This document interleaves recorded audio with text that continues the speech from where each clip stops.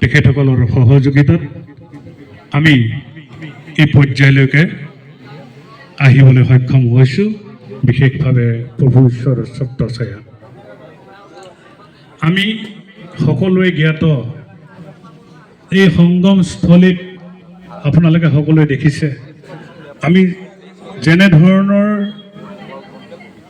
এই শৈলীবিলাক আমাৰ লক্ষ্য উদ্দেশ্যত সফলতা হ'ব পৰা নাই আমাৰ কিছু আৰ্থিক অৱস্থাৰ বাবে। আমাৰ ইয়াত এটা প্ৰেক্ষাগৃহ, আমাৰ ইয়াত এটা গায়ন বায়নৰ শৈলী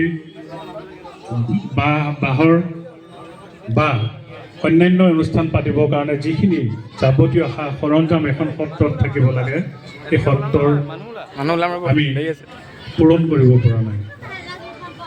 তাৰ লগে লগে আপোনালোক সকলোৱে জ্ঞাত যে ডিব্ৰুগড় বিশ্ববিদ্যালয় ইতিমধ্যে প্ৰতিষ্ঠা লাভ কৰাৰ পাছত আমি আধ্যাত্মিক চেতনাৰে উদ্বুদ্ধ কৰি তাৰ এটা শাখা, তাৰ এটা ব্ৰাঞ্চ আমাৰ ইয়াত আমি অনাৰ এটা প্ৰয়াস কৰিছোঁ। কিন্তু আউনীআটী শাখা সত্ৰলৈ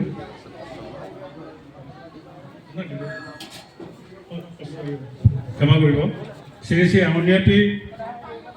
আউনীআটী বিশ্ববিদ্যালয়, মই ডিব্ৰুগড়তো আহি গৈছিলোঁ, ক্ষমা কৰিব, শ্ৰী শ্ৰী আউনীআটী সত্ৰ তত্ত্বাৱধানত বিশ্ববিদ্যালয় ইতিমধ্যে স্থাপন হৈছে। আজি 2 বছৰ আগতেই 3 বছৰ আগতে প্ৰতিষ্ঠা হোৱা